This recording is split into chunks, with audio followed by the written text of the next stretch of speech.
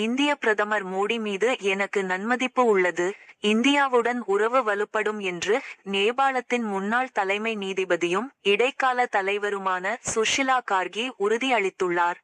நேபாளத்தில் அரசின் மீது இளைஞர்கள் தலைமையிலான போராட்டங்களால் கே.பி. சர்மா தனது பிரதமர் பதவியை ராஜினாமா செய்தார். அதைத் தொடர்ந்து ஜனாதிபதி ராஜினாமா செய்தனர். ஆரம்பத்தில் பல சமூக ஊடக தளங்கள் மீதான அரசாங்க தடையால் தூண்டப்பட்ட இந்த ஆர்ப்பாட்டங்கள் பின்னர் ஒரு பரந்த ஊழல் எதிர்ப்பு இயக்கமாக வளர்ந்தன. அரசியல் அமைப்பை முழுமையாக மாற்றியமைக்க வேண்டும் என்று அழைப்பு விடுத்தன. இதனைத் தொடர்ந்து நேபாளத்தின் முன்னாள் தலைமை நீதிபதி சுஷிலா கார்கி இடைக்கால தலைவராக பொறுப்பேற்றார்.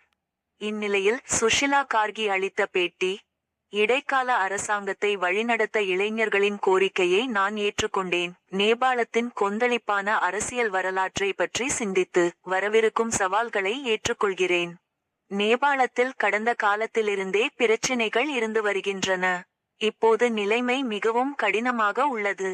நேபாளத்தின் வளர்ச்சிக்காக நாங்கள் ஒன்றிணைந்து செயல்படுவோம். நாட்டிற்கு ஒரு புதிய தொடக்கத்தை ஏற்படுத்த நாங்கள் முயற்சிப்போம். இந்திய பிரதமர் மோடி மீது எனக்கு நன்மதிப்பு உள்ளது. இந்தியாவின் ஆதரவுக்கு நன்றி. பிரதமர் மோடிக்கு நான் வாழ்த்து தெரிவித்துக் கொள்கிறேன். இதன் மூலம் இந்தியாவுடன் எங்களது உறவு வலுப்படும். கொல்லப்பட்ட இளைஞர்களை கௌரவித்து நேபாளத்தை மீண்டும் கட்டியெழுப்புவதில் உறுதியோடு உள்ளேன். இவ்வாறு சுஷிலா கார்கி கூறினார்.